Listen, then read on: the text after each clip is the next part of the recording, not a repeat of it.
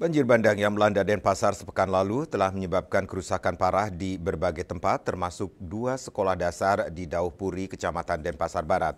Untuk mengantisipasi bencana serupa di masa depan, kedua sekolah ini sangat membutuhkan bantuan revitalisasi bangunan dan pembuatan tanggul.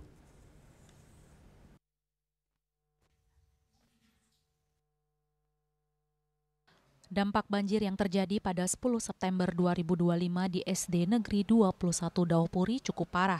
Lantai 1 dari ruangan yang baru diresmikan pada Desember 2024 terendam air setinggi setengah meter. Banyak peralatan elektronik seperti laptop yang akan digunakan untuk ujian ANBK atau Asesmen Nasional Berbasis Komputer dan akreditasi ikut terendam. Kerugian yang dialami diperkirakan mencapai sekitar 70 juta rupiah. Ditemui tadi pagi Kepala SD Negeri 21 Dauhpuri Nigusti Ayututi Suryani MPD menjelaskan bahwa sekolah ini memang sering dilanda banjir karena berada di bantaran Tukat Badung. Banjir kali ini merupakan yang terbesar yang pernah terjadi.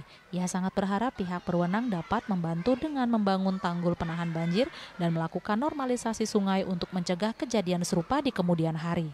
Kami harapkan dari pihak-pihak yang berkompeten untuk nantinya bisa menanggulangi banjir ini, misalnya dengan dibangunnya tanggul di depan sekolah, supaya kami tidak terus-terusan seperti ini. Dan juga kalau bisa ini sungai ini ada pendangkalan, mudah-mudahan dari pihak-pihak terkait bisa ya membantu mengeruk atau membersihkan dari pendangkalan sungai tersebut. Sementara itu di SD Negeri 12 Dauhpuri, Kepala Sekolah Nimade Apriartini SPD SD mengatakan bahwa pasca banjir beberapa arsip di ruang tata usaha, ruang kepala sekolah dan 2 ruang kelas mengalami kerusakan. Beruntung peralatan elektronik berhasil diselamatkan, pihak sekolah sudah melaporkan kondisi ini ke Dinas Pendidikan dan Olahraga Kota Denpasar. Pasca banjir, SD Negeri 12 Dauhpuri juga sempat dikunjungi oleh perwakilan dari Dirjen PAUD, Dikdasmen RI. Sebagai tindak lanjut direncanakan revitalisasi bangunan sekolah yang terdampak banjir akan dilaksanakan pada tahun 2026. Kami berharap untuk berikutnya mudah-mudahan bangunan yang terkena banjir posisinya sama dengan bangunan yang di sebelahnya sehingga meminimalisir dampak dari genangan air yang datang dari arah jalan.